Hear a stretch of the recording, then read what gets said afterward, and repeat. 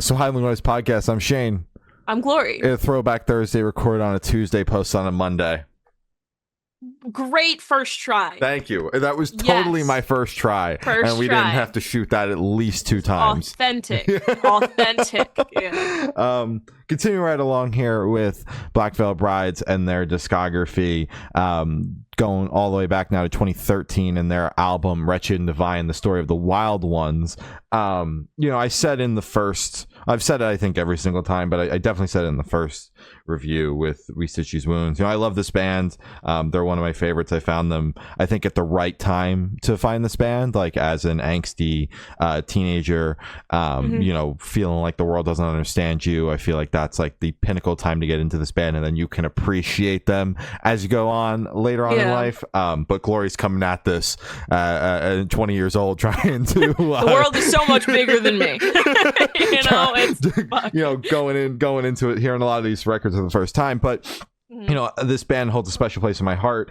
But then, I say that all these things during Restitch These Wounds about how much that record means to me and how much this band means to me. And then we are diving into 2 records in a row that I spent 0 time with. You don't care too much for. Yeah. It's like, I love this one album. when I was into the band. Because, like I said in the Set the World on Fire review, that cover art just did not do it for me, did not attract me to the record at all. And this album that we're going to be chatting about, Wretched and Divine, the story of the Wild Ones, cover art goes crazy. Cover art goes crazy, but the track list was so daunting. I only listened to it a handful of times because I was tracking all my plays at this point, because, of course, why wouldn't I track my music listening plays?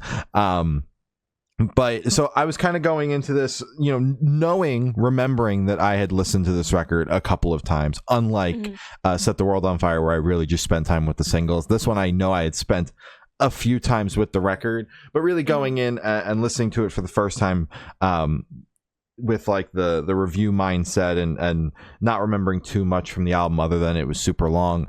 And I really dig this. This is a lot better than I remember it being. And I think it really sets the tone for like the sonic that we get from Black Veil Brides from this point moving forward.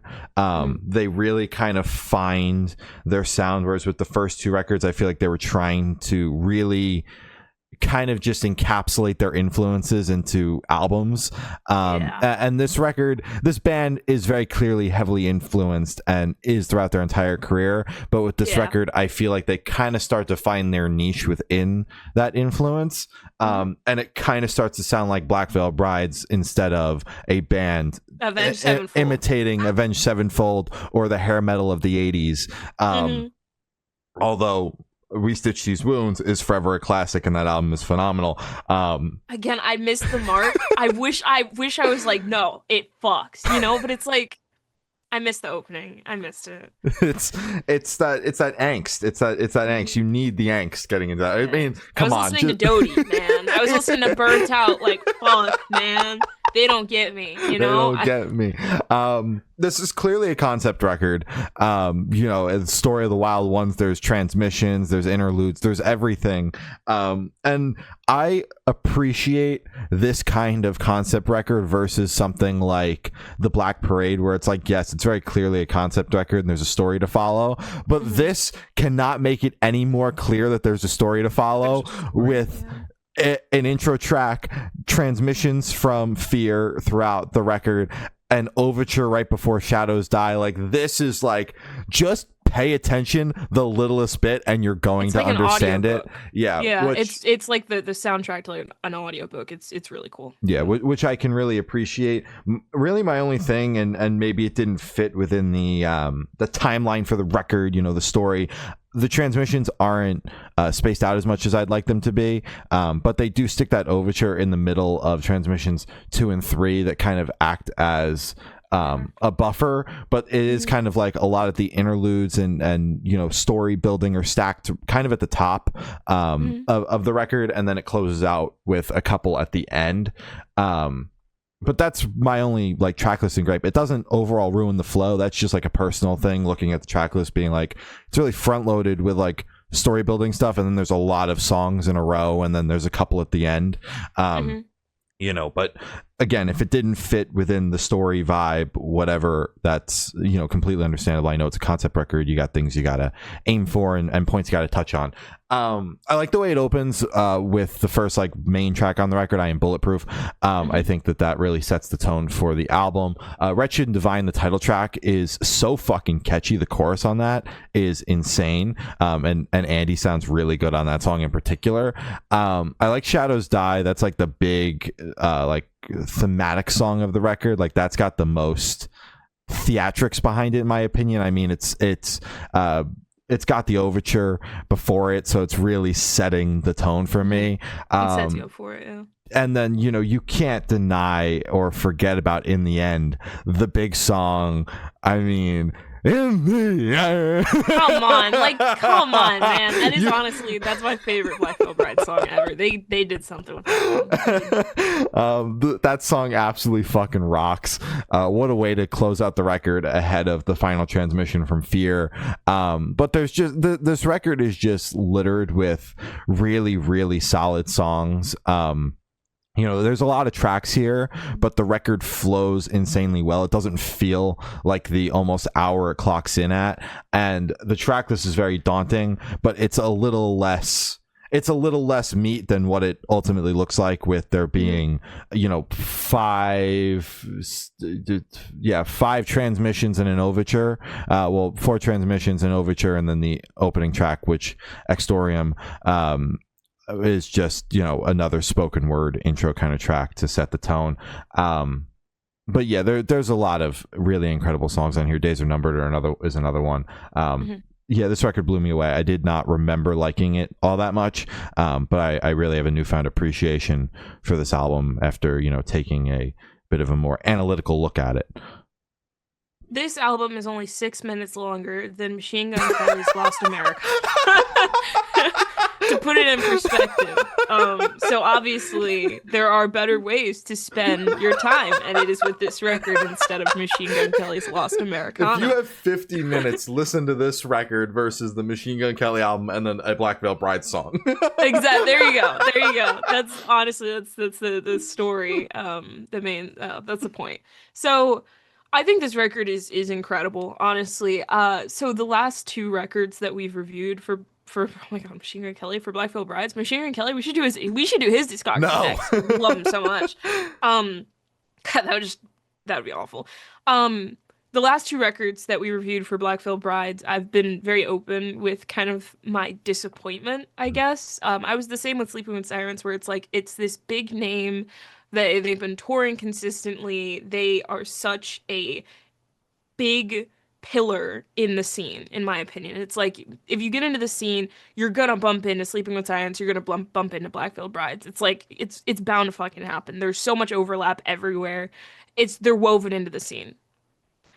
With the 2 records, I was confused because I was like, fuck, why is this band big? Respectfully, because I was like, it just sounds like an Avenged Sevenfold tribute band, because it's just with the guitar tunings, and it was like it just felt like they were just trying to be Avenged Sevenfold, which again, I get it. They were and still are, I don't think they are as much, but they were a massive part of the scene and kind of just like the sound of the scene in that time.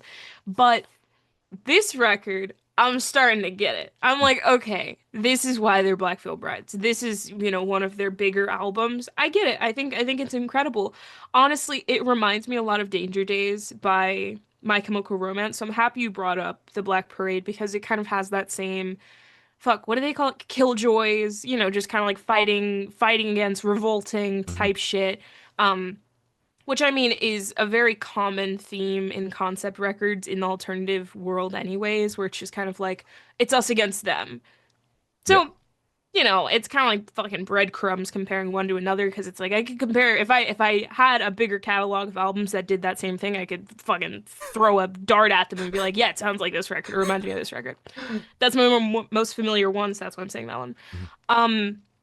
I like almost all of the tracks. I mean, there's like one slow song, I think it's somewhere in the middle of the record, and for me it just kind of kills the vibe. It's more of just like a ballad and kind of like a slower piano bass track, which is fine, but it's just the placement of it kind of killed it for me.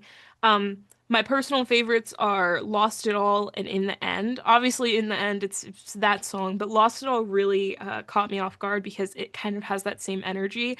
It's very big, it's high energy, it is just a solid fucking song. I really enjoyed the transmissions, I really liked the overture. I think they did an incredible job introducing kind of the characters and introducing the very easy to follow plot line and storyline, I guess. And as I said, as I was adding on while you were talking, I think it just sounds like the soundtrack to like an audiobook. Mhm. Like it is perfect. I can listen, even half listen, and still know what's going on. It's not something where it's kind of like, do I have to read a Reddit post about this to figure out what's going on? It's spelled out clearly of like what's going on here. All that to say, thoroughly enjoyed this. Yeah. I will be revisiting this because I love a good concept record, and I think they fucking nailed it with this one. Yeah. I agree with you though. I think the transmissions could have been spread out a bit more. They are only like separated by one other track. It's like two at the top, two at the bottom, and then like an overture kind of in the middle, but Mhm. closer to the top half. I agree with you. Could be better on that. Yeah. But if that's my big complaint, fuck, man. I mean, that's nothing, Yeah. compared to the last ones. Exactly. Most bands I feel like in the alternative scene have to attempt a concept record at some point in their career. It's like a rite of passage. Yeah. And there's plenty of fine ones that do the job, and then there's the pinnacle ultimate ones like they're currently My Chemical Romance is currently doing a stadium tour off the back of theirs. Come on, yeah. But I think that Black Veil Brides and this record is in the upper echelon of that. I think it was executed very, very well, because of how easy it is to follow, because there's some concept records where like you'll read about it later and you're like, was the I didn't even put that together. it was a concept, right? I listened like 3 deeply Cheers to for it. Sweet Revenge. I'm gonna be so real. I still don't understand it. I Yeah. still don't hear it. No. Sorry, guys. No, I don't. I think I think learned that's that just fans making up a trying to concept. put shit together because I was like, I don't like the Lovers. I can understand that it's on the cover art, but it's like I had to read like 3 blogs about it to finally understand. Not even a and Reddit post. No, it's like 3 blogs and a Reddit post. It was like, so no, you guys are making that shit up. If the concept can't be explained to me in one Reddit post, it's too complex. It's too much, or it just isn't there, and you're making shit up, which is cool. Take what you want, but don't say that shit's canon, man. Don't put that authority, bro. But those are our thoughts on Black Veil Bride's 2013 album, Wretched and Divine, the story of the Wild Ones. We're going to be continuing right along with the rest of their discography over the next few weeks. So you can subscribe to us here on YouTube. It helps us out a ton, and it's the only place that we post these throwback reviews. So if you want to hear our opinions on the rest of the Black Veil Brides records, it seems like there might be a turn of events here. Things are treading in a different direction, but we don't know. We literally listen to these as we go along, so there are no internal opinions about the other records that we're just thickening the plot. The Phantom Tomorrow. That one, that was 4 years ago though, so maybe it's long time ago. I'm just thickening the plot solely for the concept of thickening the plot and hoping that you as the viewer tune back in next week when we chat about their self-titled record. The spoken word version. The one where Andy Black just says the lyrics with no music.